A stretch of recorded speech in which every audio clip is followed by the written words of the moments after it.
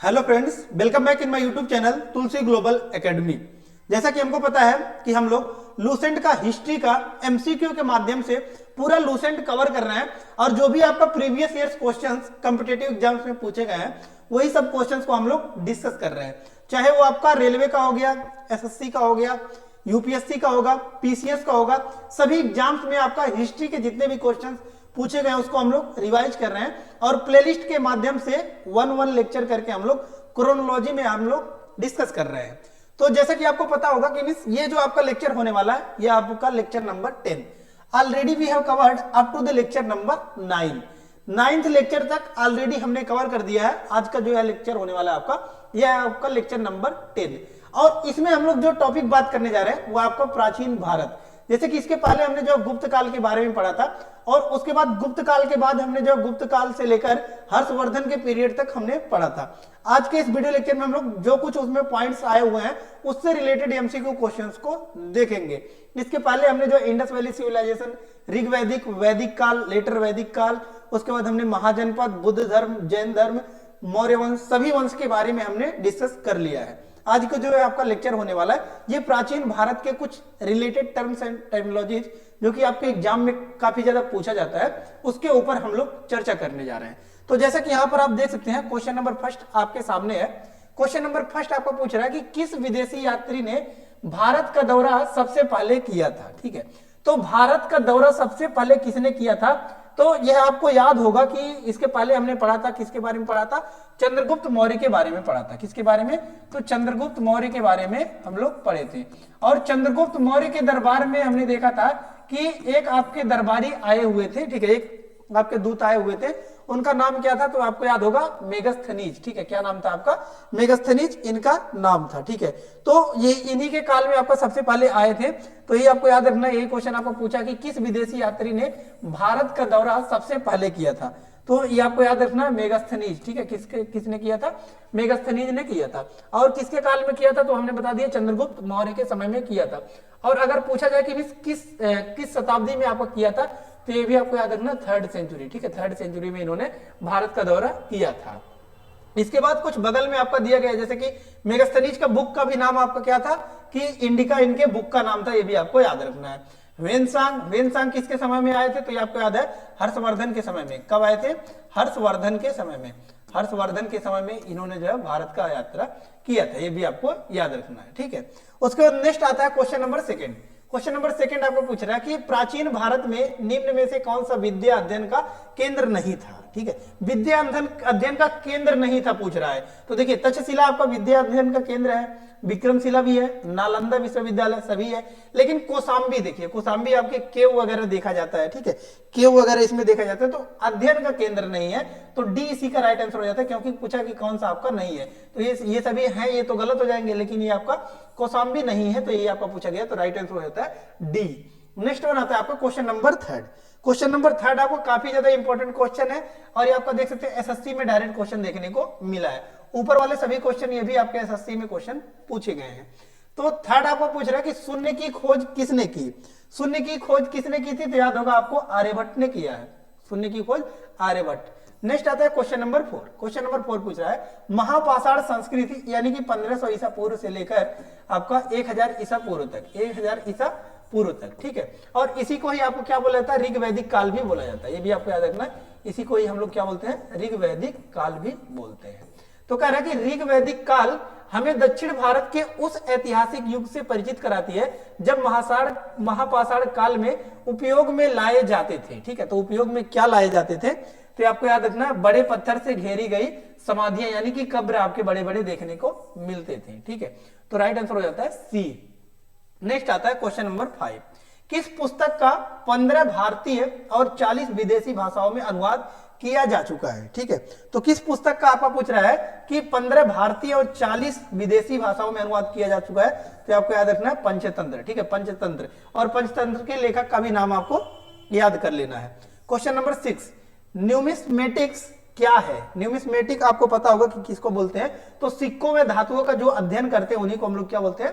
Numismatics बोलते हैं। ठीक है, सिक्कों व धातुओं का अध्ययन जो करते हैं उसी को बोलते हैं न्यूमिस्मेटिक्स। अगर आपको दिख नहीं रहा होगा तो क्वेश्चन को थोड़ा सा ऊपर कर देते हैं। ठीक है, क्वेश्चन को ऊपर कर देते हैं ताकि आपको अच्छे से दिख जाए। ठीक है, न्यूमिस्मेटिक या अगर आप एनसीईआरटी को अच्छे से पढ़े होंगे तो उसमें आपको टर्म देखने को मिला होगा न्यूमिस्मेटिक्स। ठीक है, तो वही न्यूमिस्मेटिक्स आपका पूछ रहा है कि ये क्या है न्यूमिस्मेटिक्स।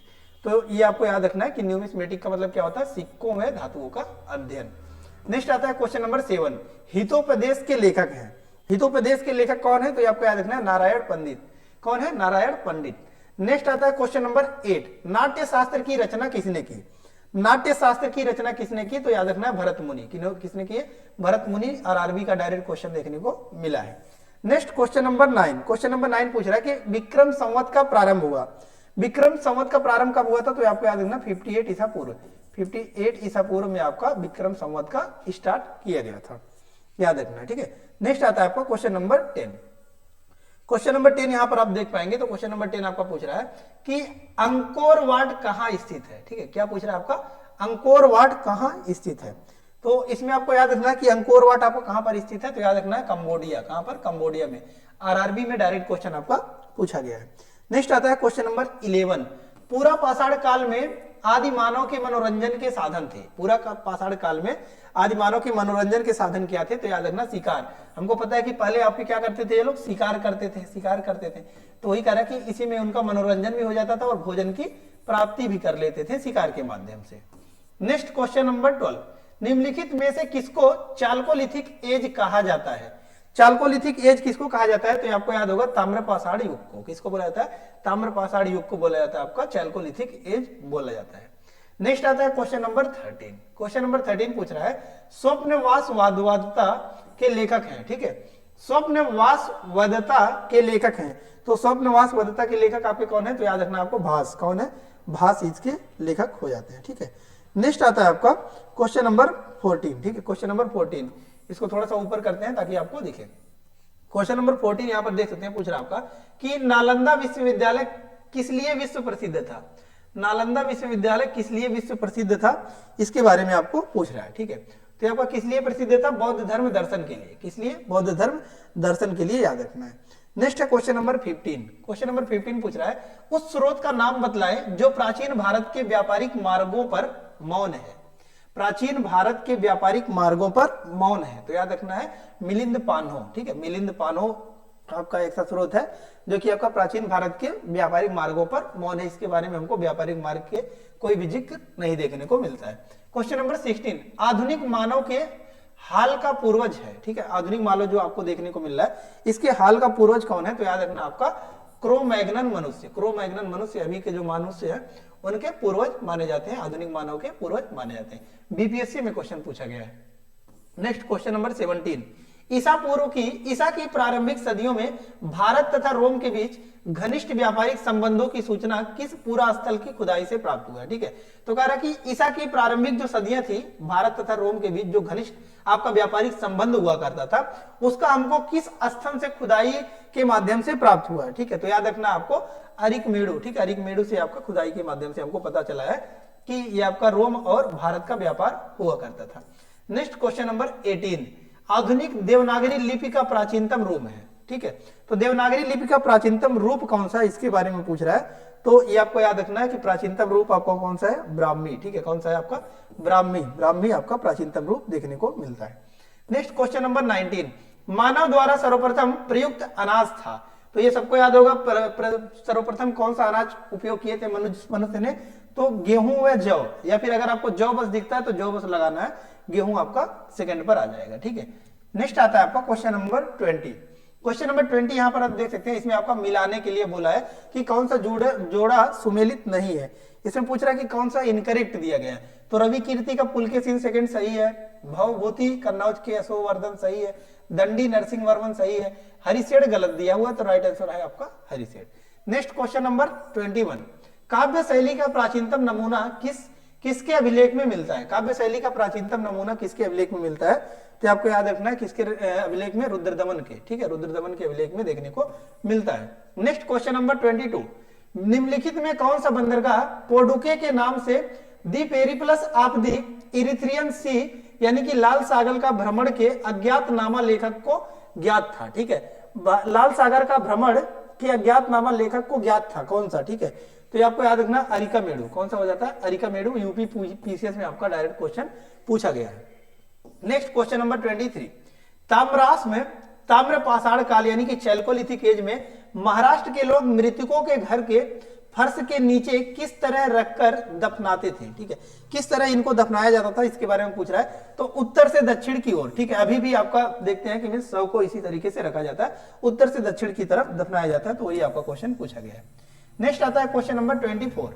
क्वेश्चन नंबर 24 यहां पर आप देख सकते हैं, पूछ रहा आपका कि भीमबेटका किसके लिए प्रसिद्ध है, भीमबेटका किसके लिए प्रसिद्ध है, इसके बारे में आपका पूछ रहा है, ठीक है।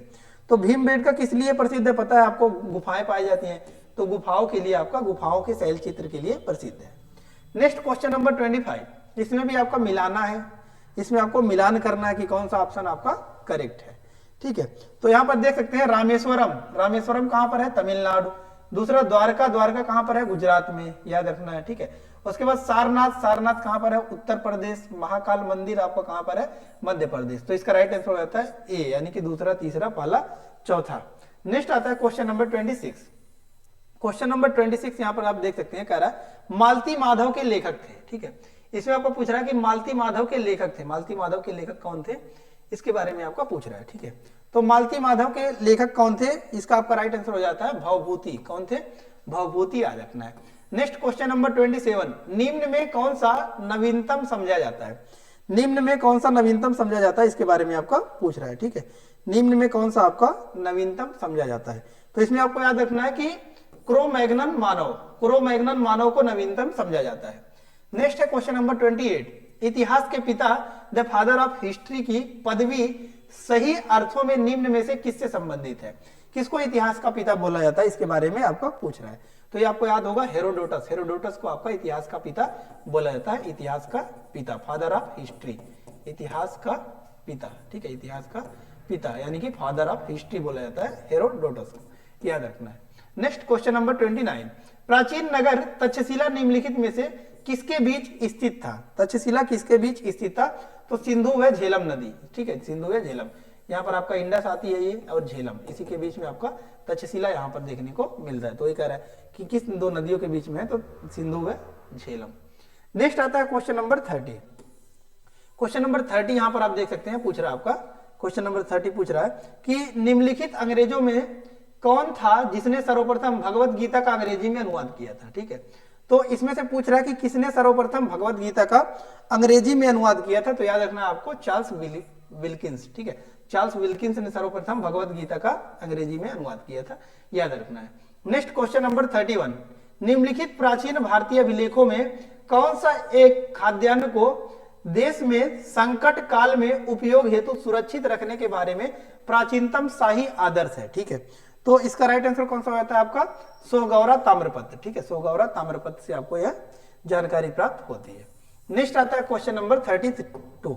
क्वेश्चन नंबर 32 यहां पर आप देख पाएंगे, क्वेश्चन नंबर 32 आपका यहां पर पूछ रहा है कि क्रोनोलॉजी के बारे में आपका पूछ रहा है, ठीक है, किसके बारे में, क्रोनोलॉजी के बारे में, क्रमानुसार आपको इसमें लगाना है। जैसे कि कह रहा है कि भारत में निम्नलिखित के आने का सही कालानुक्रम क्या है, ठीक है, सही कालानुक्रम इसमें से आपका पूछ रहा है कि कौन सा है, तो आपका डी इसका राइट आंसर हो जाता है, क्योंकि देखिए सबसे पहले आपका क्या लाया गया था, नगर संस्कृति आया था, इंडस वैली सिविलाइजेशन हमने देखा था कैसी संस्कृति थी, नगर संस्कृति थी। इसके बाद आपका लोहे का खोज, ठीक है, उसके बाद आपका कौन सा था चांदी के, उसके बाद आपका आता है सोने के, तो डी इसका राइट आंसर हो जाता है 4321। नेक्स्ट क्वेश्चन नंबर 33, प्राचीन भारत में निम्नलिखित में से कौन सी एक लिपि दाईं ओर से बाईं की ओर लिखी जाती थी, ठीक है, दाईं से बाईं कर रहा है यानी कि इधर से लिखा जाता था, इधर से लेकर इधर आता था।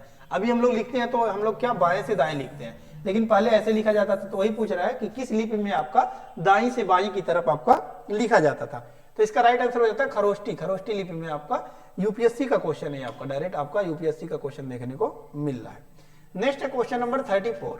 क्वेश्चन नंबर 34 पूछ रहा है निम्नलिखित में से कौन सा एक प्राचीन भारत में व्यापारियों का निगम था, व्यापारियों का निगम इसमें से प्राचीन भारत में कौन सा था, तो ये आपको याद रखना है मणिग्राम, मणिग्राम आपका व्यापारियों का निगम था, याद रखना यूपीएससी का, ये भी आपका डायरेक्ट क्वेश्चन देखने को मिल रहा है। नेक्स्ट है क्वेश्चन नंबर 35। क्वेश्चन नंबर 35 पूछ रहा है पुलकेशिन फर्स्ट का बादामी शिलालेख शक वर्ष 465 का दिनांकित है, यदि इसे विक्रम संवत में दिनांकित करना हो तो वर्ष होगा, ठीक है। तो ये आपका विक्रम संवत के बारे में पूछ रहा है, ठीक है। कि मीन्स जो आपका पुलकेशिन फर्स्ट का बादामी शिलालेख है वह कह रहा कि 465 आपका उसमें देखने को मिलता है, लेकिन अगर विक्रम संवत में इसको दिनांकित करना हो तो वह वर्ष कौन सा होगा इसके बारे में पूछ रहा है। तो ये आपका 601 हो जाएगा, ठीक है। यानी कि ये आपका आगे चलता है, कितना आगे चलता है यहाँ पर देख सकते हैं 465 यानी कि 535 570 30 500, ठीक है। यानी कि आपका 136 वर्ष आगे चलता है, 136 वर्ष आगे चलता है विक्रम संवत। अगर आपका ऐसा पूछता है कि मीन्स ये आपका इतना वर्ष का है तो विक्रम संवत में कितना होगा, तो 136 आप उसमें ऐड कर देंगे। नेक्स्ट आता है क्वेश्चन नंबर 36। क्वेश्चन नंबर 36 यहाँ पर आप देख सकते हैं, पूछ रहा है आपका 36 कि सूची 1 को सूची 2 से सुमेलित करना है, ठीक है। इसमें आपको क्या करना है, सुमेलित करना है कि कौन सा आपका करेक्ट दिया गया है। तो इसमें अगर आप देख पाएंगे तो पहला आपका कार्य है, यहाँ पर देख सकते हैं, पहला आपका गुप्त है, ठीक है। उसके बाद चंदेल, चालुक्य, पल्लव, ठीक है। उसके बाद दूसरे से आपको मिलाना है इसमें कि कौन सा करेक्ट आपका दिया गया है।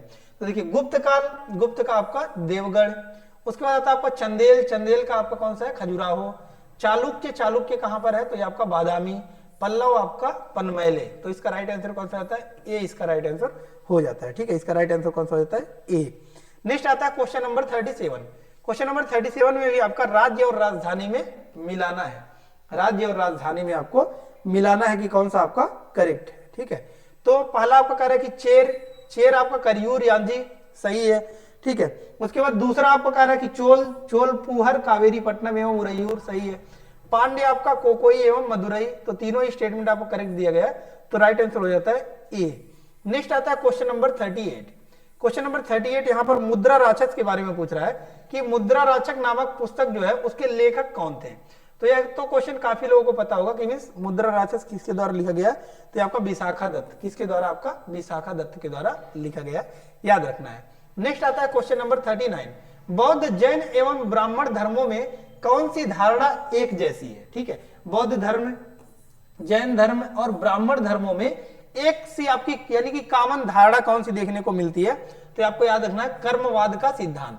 कर्मवाद का सिद्धांत आपका तीनों में कॉमन देखने को मिलता है, बौद्ध, जैन एवं ब्राह्मण धर्म, ये आपको याद रखना है। नेक्स्ट है क्वेश्चन नंबर 40। बिहार महान धार्मिक केंद्र है। तो यह आपने बुद्धिज्म और जैनिज्म में भी पढ़ा होगा, चैत्य और बिहार के बारे में आपने पढ़ा होगा, ठीक है। तो चैत्य आपका क्या हुआ करता था, तो चैत्य आपका बौद्ध धर्म में होता था पूजा का स्थल। क्या होता था आपका, पूजा का स्थल, पूजा स्थल हुआ करता था।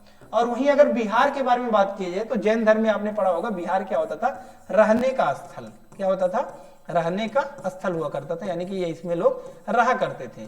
लेकिन ये पूछ रहा है कि महान धार्मिक केंद्र है, किसके लिए महान धार्मिक केंद्र है, तो अगर ऐसा कॉमन क्वेश्चन पूछा है तो सभी लोग उपयोग करते थे। तो इसका राइट आंसर कौन सा होता है आपका, डी, यानी कि इनमें से सभी के लिए, सिखों के लिए भी और जैनों के लिए, बौद्धों के लिए, सभी के लिए आपका महान धार्मिक केंद्र था। तो इसका राइट आंसर होता है डी, इन सभी के लिए। नेक्स्ट आता है क्वेश्चन नंबर 41। क्वेश्चन नंबर 41 आपको कह रहा है कि कौन सुमेलित नहीं है, इसमें से कौन सा आपका करेक्ट नहीं है, इसके बारे में पूछ रहा है। तो देखिए बुद्ध धर्म है, हिंदू धर्म में आपका गीता सही है, मुस्लिम धर्म कुरान सही है, बौद्ध धर्म धम्मपद, ये भी आपका सही है। लेकिन जैन धर्म का बाइबिल कह रहा है, तो ये आपका गलत है, तो ये आपका पूछा है कौन सुमेलित नहीं है, तो डी इसका राइट आंसर हो जाता है। नेक्स्ट आता है क्वेश्चन नंबर 42। निम्नलिखित युग्मों में कौन एक सही सुमेलित नहीं है, इसमें भी आपको पूछ रहा है कि कौन सा आपका करेक्ट नहीं मिलाया गया है। तो यहां पर देखेंगे कि कर्पूर मंजरी, कर्पूर मंजरी फिर हर्ष के बारे में बात कर रहा है, तो ये आपका गलत हो जाता है, तो यही आपका ए राइट आंसर हो जाता है, बाकी सभी आपका सही है। जैसे कि आपका मालविका अग्निमित्रम, तो आपका कालिदास सही है। मुद्रा राक्षस विशाखा दत्त हमने देखा सही है। सौंदरानंद अश्वघोष सभी आपका सही है, तो राइट आंसर हो जाता है ए आपका ओनली इनकरेक्ट है। नेक्स्ट आता है आपका क्वेश्चन नंबर 43। क्वेश्चन नंबर 43 यहां पर आप देख सकते हैं, तो कह रहा है कि मानव द्वारा सर्वप्रथम प्रयुक्त धातु था, ठीक है। मानव ने सर्वप्रथम किस धातु का प्रयोग किया था, तो आपको याद रखना किसका, तांबा का। इसीलिए आपका हड़प्पा सभ्यता को आपका कांस्य युग भी बोला जाता है, कहीं कहीं आपको देखने को मिलता है। नेक्स्ट आता है आपको क्वेश्चन नंबर 44। क्वेश्चन नंबर 44 यहां पर देख सकते हैं, पूछ रहा है आपका कि प्राचीन कालीन भारत में हुई वैज्ञानिक प्रगति के संदर्भ में कौन से कथन सही है, ठीक है। इसमें से आपको पूछ रहा है कि कौन कौन सा आपका कथन सही है, प्राचीन काल में हुई जो वैज्ञानिक प्रगति हुई है, ठीक है, जो आपका प्रगति हुई है, इससे रिलेटेड पूछ रहा है कि कौन कौन सा स्टेटमेंट आपका करेक्ट है। तो पहला स्टेटमेंट आप देखेंगे तो कह रहा है आपका कि प्रथम सती ईस्वी में विभिन्न प्रकार के विशिष्ट शल्य औजारों का उपयोग आम था, सही है। दूसरा आपका कह रहा है कि तीसरी सती ईस्वी के आरंभ में मानव शरीर के आंतरिक अंगों का प्रत्यारोपण शुरू हो चुका था, दूसरा आपका गलत है। तीसरा कह रहा है 5वीं सदी ईस्वी में कोण का यानी कि साइन का सिद्धांत ज्ञात था, तीसरा भी आपका सही है। और चौथा कह रहा है कि 7वीं सदी ईस्वी में चक्रीय चतुर्भुज का सिद्धांत ज्ञात था। तो ये आपका पहला, तीसरा, चौथा स्टेटमेंट करेक्ट है। तो इसका राइट आंसर कौन सा हो जाता है आपका? सी इसका राइट आंसर हो जाता है। कौन सा हो जाता है? सी इसका राइट आंसर होता है, पहला, तीसरा, चौथा, ठीक है। राइट आंसर हो जाता है सी, आपका राइट आंसर हो जाता है। नेक्स्ट आता है क्वेश्चन नंबर 45, ठीक है। क्वेश्चन नंबर 45 आप यहां पर देख सकते हैं, पूछ रहा है आपका कि प्राचीन भारत में यौधेय कौन थे? यौधेय किनको बोला जाता था? तो ये आपको याद रखना, यौधेय किसको बोला जाता था? एक गणतांत्रिक जनजाति को, गणतांत्रिक जनजाति को बोला जाता था यौधेय। नेक्स्ट आता है क्वेश्चन नंबर 46, ये आपका पूछ रहा है कि थोरोबुधुर किसका स्थल है, ठीक है। ये किसका स्थल है इसके बारे में पूछ रहा है। तो आपको याद रखना कि जावा में 8वीं शताब्दी ईस्वी में निर्मित एक बृहत स्तूप का, ठीक है, बृहत स्तूप का। तो आपको याद रखना है। ये कुछ आपके इंपॉर्टेंट क्वेश्चन थे जो कि आपके प्रीवियस ईयर्स एग्जाम्स में पूछे गए हैं, इसलिए इसका हमने रिवाइज किया। नेक्स्ट जो आपका लेक्चर होने वाला है इसमें हम लोग देखेंगे उत्तर भारत राजपूत काल के बारे में। किसके बारे में देखेंगे? तो हम लोग उत्तर भारत राजपूत काल के बारे में हम लोग देखेंगे, ठीक है। सो आई होप सभी डाउट्स इसमें आपको क्लियर हो गया होगा, लेकिन इसके बावजूद भी अगर आपको कोई डाउट्स है तो आप कमेंट बॉक्स में कमेंट पुट अप कर सकते हैं। और लेटेस्ट लेक्चर के लिए जरूर से चैनल को सब्सक्राइब कर लीजिएगा, ताकि प्लेलिस्ट के माध्यम से पूरे हिस्ट्री, ज्योग्राफी, पॉलिटी सभी सब्जेक्ट्स को आप एक हेल्दी कॉम्पिटिटिव में सर्वाइव कर सके, हेल्दी कॉम्पिटिटिव में आप प्रिपरेशन कर सके। पीडीएफ वगैरह के लिए टेलीग्राम चैनल से जाकर जुड़ जाइएगा, जिसका लिंक हमने डिस्क्रिप्शन बॉक्स में दे दिया है। सो धन्यवाद, मिलते हैं नेक्स्ट वीडियो में नेक्स्ट लेक्चर के साथ। तब तक के लिए धन्यवाद, जय हिंद।